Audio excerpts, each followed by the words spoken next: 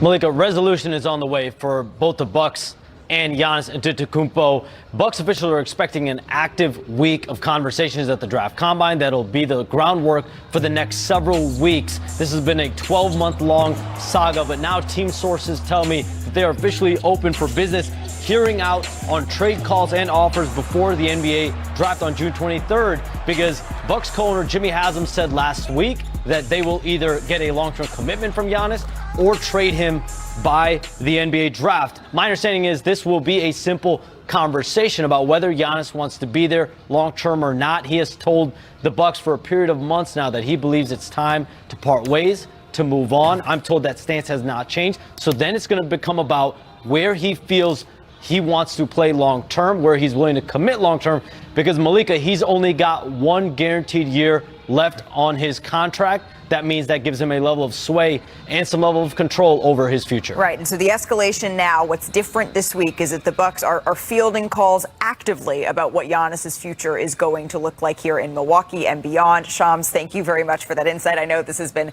a story that has gone on a very long time for our friends Shams Charania here. Danny, what do you think? What do you think is next for Giannis and the Bucks? It's been time. It's time to move on. Yeah. I love the fact that Taylor Jenkins is there. I think he's a great coach, especially if you're trying to rebuild and get some fresh air in there. But yeah, there's going to be a lot of people in the running trying to get Giannis.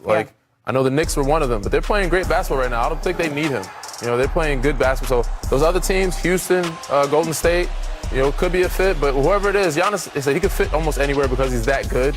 But you got to have another star there and some shooting around him, so he can open up the floor. Right. But it's definitely time for him to move on. It's time for them to move on as an organization and just restart this thing. Shams did say in his reporting on ESPN.com, though, that Perk, yes, the Bucks are fielding calls, but him re-signing is still an option here for Milwaukee. What do you make of all this? See, and that's what I'm saying, Malika. Like, at what point is we gonna stop this in between? When Shams reported this, I said, you know what? After we talked on NBA Today last week, I thought that this was a foregone conclusion that if they had the conversation and once we heard Bucks open up for trade talks, that Giannis went into the meeting with his owner and said, I'm ready to move on. If I'm the Boston Celtics, I'm going to say this out loud.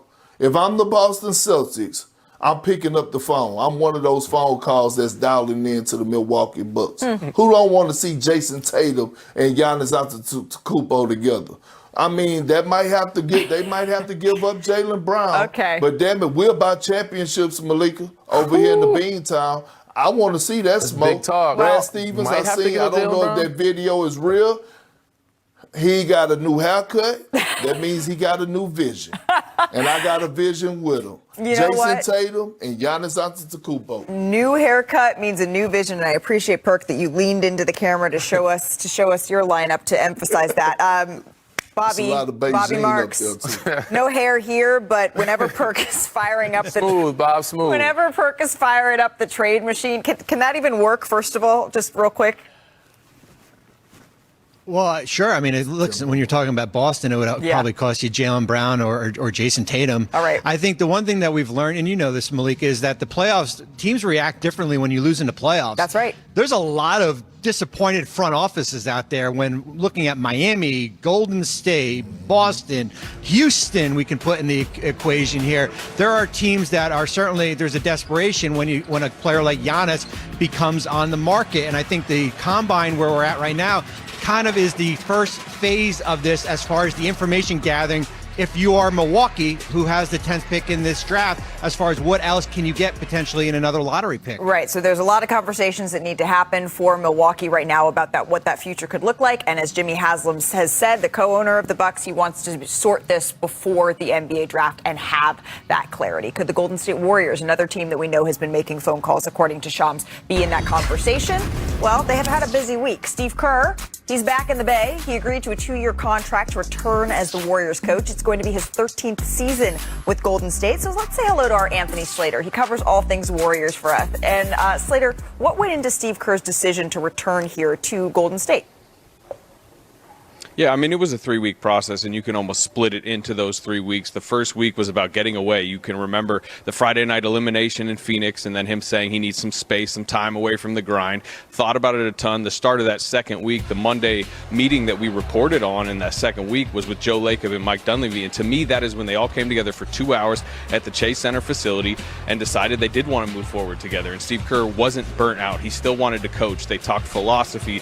They talked roster, what they can or may be able to do this summer. And then really the third week, this past week, was about contracts, dollars, years, tying up some loose ends. And I just think that the 2-year aspect of it is important to the franchise. That meant Steve Kerr was kind of pledging that next year wasn't just some last dance, some nostalgia tour. They want to compete next year. And then from the Steve Kerr side, I think everything points to Steph Curry. There is a real desire over the next couple of years. They're probably not chasing championships, but they want to guide this Steph Curry era out in a dignified way. And all sides, including Steve Kerr, agreed that he was the right coach to do that. Well, and Golden State will also have a lottery pick this year, and so they're going to have to manage that, what it looks like with Steph Curry and what it looks like as they're trying to build the Golden State Warriors for the future. But for the next 2 years, it's going to be Steve Kerr that is tasked with that. Slater. And that is Giannis Antetokounmpo.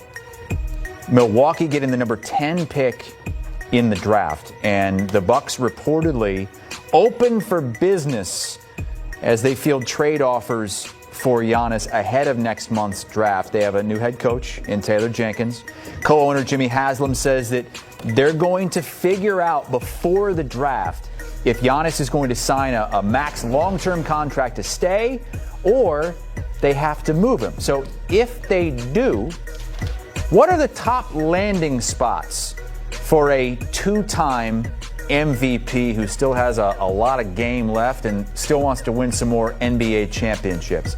Ashley Nicole Moss is joining us with her top 3 landing spots. TV magic here, Chris? They got the 10th pick. The problem that they have is, if you want a top pick, none of those top 3 teams are going to want Giannis, right? You're not going to want to trade out if you're a team like the Wizards. You don't want an aging superstar. So it would seem as though if there is going to be a trade, it's going to be someone way down the lottery or even further down in the draft.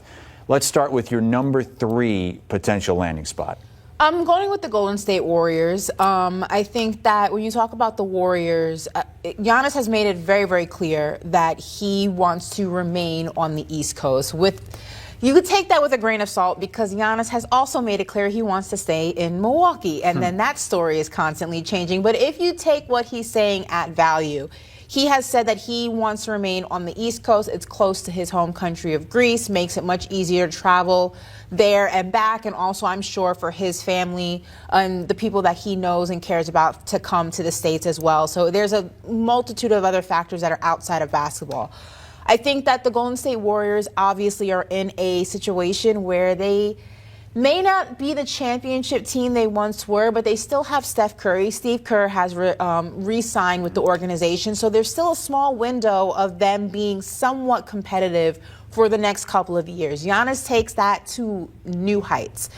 Realistically, I don't know if they have the type of package, the type of acquisitions that the Milwaukee Bucks would be interested in for a player of Giannis's caliber, which is why they're low on my list. But I do think with the Warriors kind of being this is our last hurrah with Steph Curry and Steve Kerr. Let's see what we can make shake. If you can convince Giannis to go to the West Coast, playing with Steph Curry is a nice, cherry on top of a cool situation, a championship DNA organization. Steve Kerr, one of the greatest head coaches we've ever seen. So there are a lot of pluses. I just don't know how many of those are enticing to the Milwaukee Bucks, who ultimately would have to agree in order to send Giannis to whatever team he goes to. Warriors have the 11th overall pick. It is a lottery pick, and it is a stacked lottery. But if he wants to stay in the East and he wants to win another championship. Dub Nation, let me ask you something that could shake the entire NBA. What happens if the most unstoppable downhill force in basketball joins the greatest shooter who ever lived? Stop and picture it. Giannis Antetokounmpo running full speed into open space created by Steph Curry's gravity. Defenders poured out to the logo because they are terrified of Steph. And then boom, Giannis attacking a broken floor with one step and one mission. That is not just exciting, that is terrifying for the league. And right now, this conversation is no longer fantasy. ESPN reported today that the Bucks are again seeking trade offers for Giannis ahead of the 2026 draft. And Reuters says Milwaukee is once again entertaining offers after previously considering a move before the trade deadline.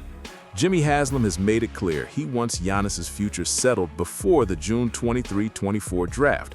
That means the clock is ticking, and the Warriors are one of the teams expected to be in the mix. Now, let's talk Warriors specifically, because this is where it gets serious.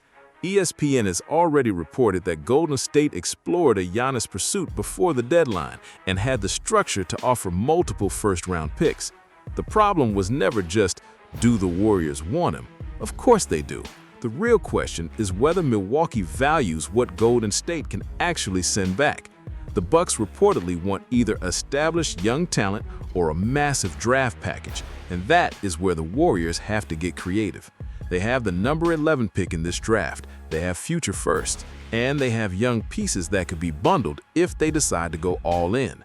This would not be a light move. This would be the move. The kind of move that tells the entire league the Warriors are not trying to age gracefully. They are trying to steal another championship window before Steph's era closes. And let's get to the basketball part, because listen, this fit is outrageous. Steph Curry bends defenses farther than any player in league history. Giannis destroys the paint harder than almost anybody in this generation. Those two skills together are pure pressure. You trap Steph, Giannis gets a runway. You build a wall for Giannis, Steph gets clean airspace. You cannot cover both honestly for 48 minutes. And then, if Jimmy Butler comes back healthy enough next season, and to be clear, he had ACL surgery in February, and the Warriors said his progress would not be updated until early next season, then suddenly you are talking about a three-headed monster with totally different playoff weapons. Steph gives you shooting and movement. Giannis gives you force, size, and transition terror. Jimmy gives you toughness, control, and late-game shot creation. That is not just a playoff team. That is a contender. That is a team nobody wants to see 4 times in 7 games. Now, I want to be fair. This is hard, really hard. Milwaukee does not control its future lightly, so if they move Giannis, they need real value now, not just pretty pick language. Jimmy Butler's health is also a huge variable, and nobody honest should act like an ACL recovery is automatic. And Golden State would almost certainly have to sacrifice depth, young talent, and flexibility to pull something like this off. But here's the favorable truth for Warriors fans. If there is any franchise that should be thinking this aggressively, it is this one. Steph is still elite. Giannis is still one of the few players alive who can change a title race by himself. And the Warriors are not in the business of waiting politely for the future. They are in the business of chasing banners. So here's the bottom line. If Giannis lands in Golden State, and if Jimmy gets back to a strong version of himself, the Warriors absolutely become title contenders. Not because the name looks cool on a graphic, because the fit would be devastating. Because Steph and Giannis solve problems for each other in ways defenses simply hate. Because Jimmy, when right, gives the group playoff edge and emotional bite. That is a real championship formula. So now, I'm asking you, Dub Nation, if the Warriors have to empty the clip to get Giannis, do you do it? Do you trade the picks, the young talent, the comfort, all of it for one more massive swing with Steph Curry? Drop your opinion in the comments. Hit like and subscribe, because if this rumor gets hotter over the next few weeks, it could change the direction of the whole NBA.